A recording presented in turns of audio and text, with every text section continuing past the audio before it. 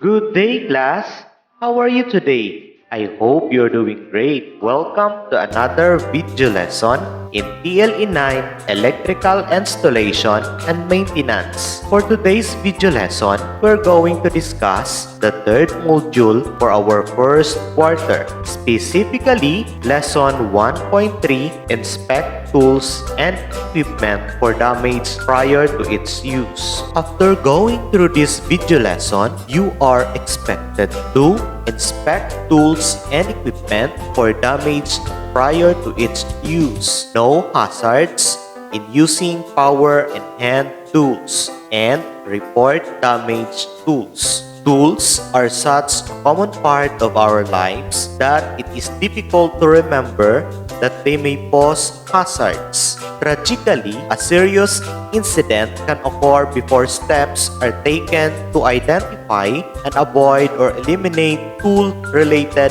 hazards. Checking and inspecting of hand and power tools before commencing work is crucial to determine defective or damaged equipment. Failing to check for damages can be onerous for both the business and its employees. Damaged equipment can also cause severe injuries such as cuts, punctures, blindness, electrical shock, or skin infection due to scrapes and abrasions. Equipment should help employees easily perform their tasks and not put them in danger. Any person who uses hand and power tools are exposed to the hazards of falling, flying, abrasive, and splashing objects, or to harmful dust, fumes, mist, vapors, or gases must be provided with appropriate personal protective equipment or PPEs. All electrical connections for these tools must be suitable for the type of tool and the working condition, wet, dusty, flammable vapors. When a temporary power source is used for construction, a ground fault circuit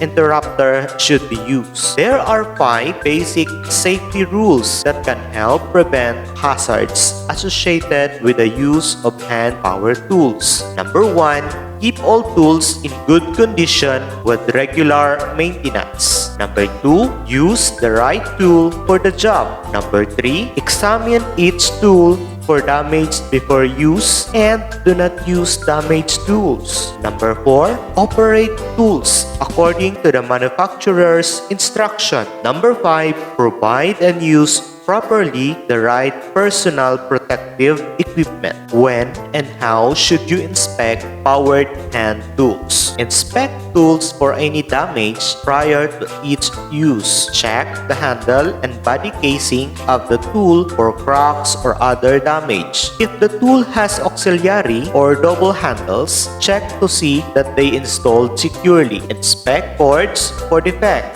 Check the power cord for cracking, fraying, and other signs of wear or faults in the cord insulation. Check for damage, switches, and one with faulty trigger locks. Inspect the plug for cracks and for missing, loose, or faulty prongs. If a tool is defective, remove it from service and tag it clearly out of service for repair. Replace damaged equipment immediately. Do not use defective tools temporarily. Have tools repaired by a qualified person. Do not attempt failed repairs. What should you do before using power hand tools? Do not wear loose clothing or jewelry while using revolving power tools. Tie back long hair or wear appropriate hair protection to prevent hair from getting caught in moving parts of equipment. Do not use a tool unless you have been trained to use it safely and know its limitations and hazards. Avoid accidental starting by ensuring the tool is turned off before you plug it in. Also, do not walk around with a plug-in tool with your finger touching the switch. Do not bypass the on or off switch and operate the tools by connecting and disconnecting the power cord. Do not disconnect the power supply of the tool by pulling or jerking the cord from the outlet. Do not leave a running tool unattended. Do not leave it until it has been turned off, has stopped running completely, and has been unplugged. Do not use electric tools in wet conditions or damp locations unless the tool is connected to a ground fault circuit interrupter or GFCI. Do not expose electric power tools to rain or wet conditions. Wet tools increase the likelihood of electric shock.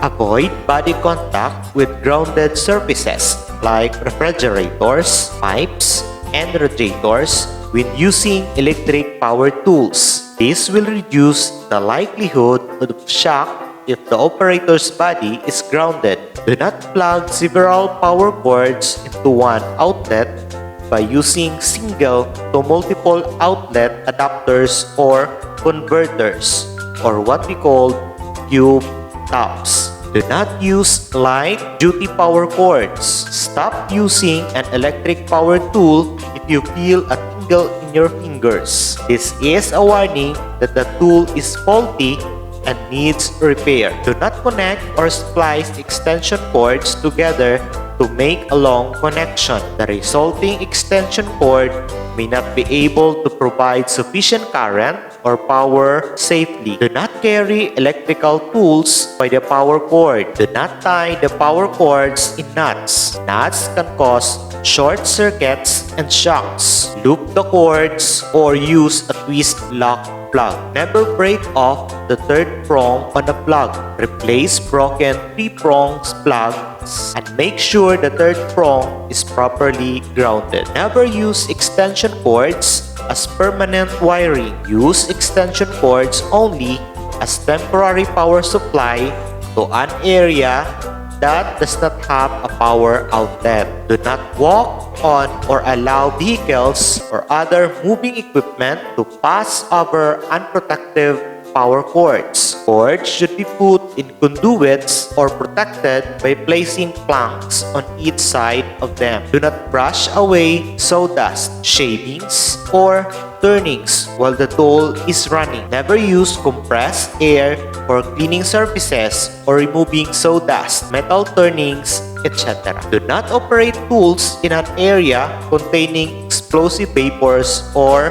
gases. Do not clean tools with flammable or toxic solvents. Do not surprise or touch anyone who is operating a tool. Startling a tool operator could end up causing an accident or injury. Have a qualified electrician install a polarized outlet if the polarized 2-prong plug of a double insulated tool does not fit into 2-hole receptacle. Double insulated tools use plugs having one prong that is visibly wider than the other. Use only the kind of battery that the tool manufacturer specifies for the battery-powered tool that you are using. Recharge a battery-powered tool only with a charger that is specifically intended for the battery that tool. Remove the battery from the tool or ensure that the tool is switched off or locked off before changing accessories, adjusting, or storing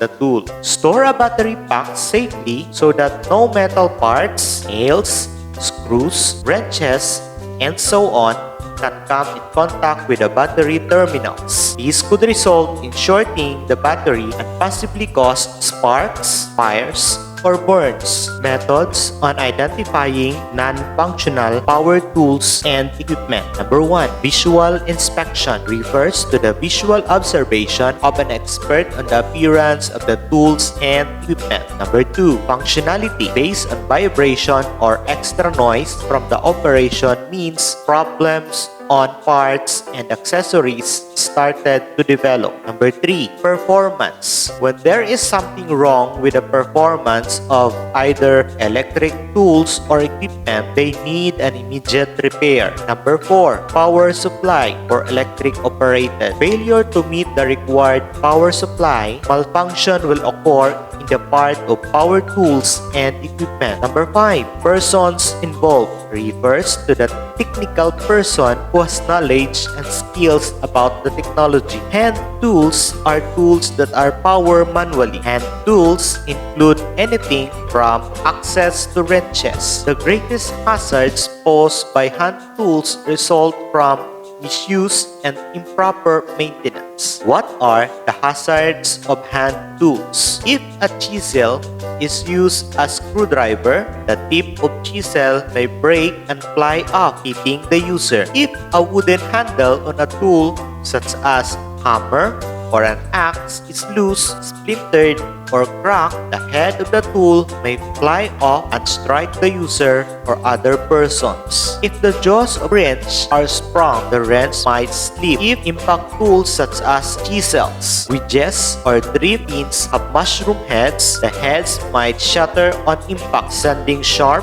fragments flying towards the user or other employees. What are the dangers of power tools? Appropriate personal protective equipments such as safety goggles and gloves must be worn to protect against hazards that may be encountered while using hand tools. Workplace floors shall be kept as clean and dry as possible to prevent accidental slips with or around dangerous hand tools. Power tools must be fitted with guards and safety switches. They are extremely hazardous when used improperly. The types of power tools are determined by their power source: electric, pneumatic, liquid fuel, hydraulic, and power actuated. To prevent hazards associated with the use of power tools, workers should observe the following general precautions. Never carry a tool by the cord or hose. Never yank the cord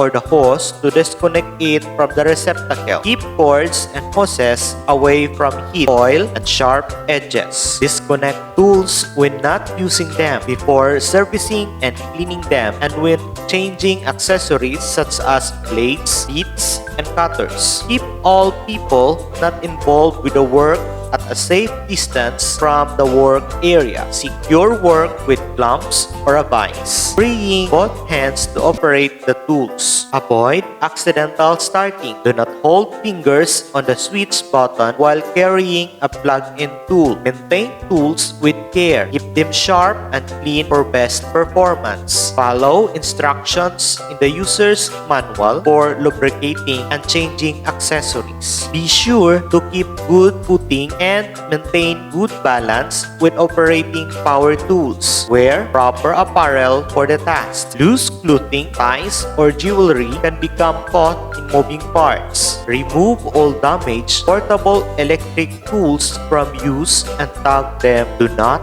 use." Try to look on how to report damaged tools. Things to remember in equipment selection and monitoring. Number 1, the physical characteristic of the equipment shall be measured by the changes in the condition of equipment over a period. Number 2, vibration and temperature are the best indicators of rotating equipment condition. Number 3, a visual and hands-on inspection of the equipment on a periodic basis is be conducted to look for obvious equipment problem symptoms. Number 4, a periodic or continuous monitoring combined with visual inspections and time-based replacement is scheduled and planned per equipment. Number 5, commence monitoring and inspection in a priority order. Number 6, prioritize equipment with known problems which has history of problems. Roles and responsibilities. The management is responsible for providing a safe and healthy workplace, including the necessary equipment, power tools, and the system, providing training, instruction, information, supervision, and protect workers from damaged equipment, rotating tools, and the system, establishing regular safety inspection of the workplace. Here are the roles and responsibilities for the supervisors. The supervisors are responsible for knowing and complying with health and safety requirements, ensuring workers under their direction and knowing and complying with health and safety requirements, ensuring workers following instruction, using conditioned equipment and receiving adequate supervision. The workers are responsible for following safe work practice and procedures using safeguards and personal protective equipment, reporting hazards such as damaged power tools and damaged equipment to the supervisor. Cooperate with the management, supervisor, and the Committee on Regular Action for inspection. Always remember, prevention is better than cure. Always inspect tools and equipment before using it to avoid untoward accidents. Always use personal protective equipment or PPEs when working. Remember the 5 basic safety rules in inspecting tools and equipment to prevent hazards associated with the use of hand and power tools. Kung ikaw ay bago at nagustuhan mo ang aking video o napadaan ka lang, maaari mong i-click ang subscribe button at ang notification bell para ma-update ka sa aking channel. Thank you for watching!